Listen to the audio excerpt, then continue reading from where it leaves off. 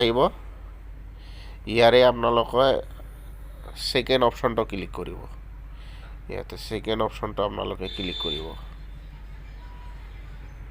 second অপশনটো click কৰিলে তো ইয়াতে চাব যে কিউমুলেটিভ পিএমওয়াইজি কিউমুলেটিভ প্ৰগ্ৰেছ টিল ডেট মানে এইটো মানে বুজায় 2011 পৰা আজিলৈকে যিমান ঘৰ চেংচন হৈছে বা কাম চলি আছে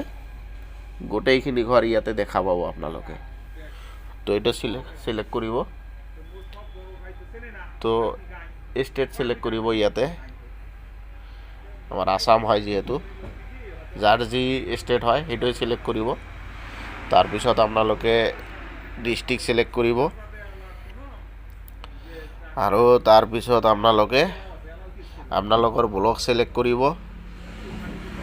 এটা ব্লক দিলে হ'ল আপোনালোকে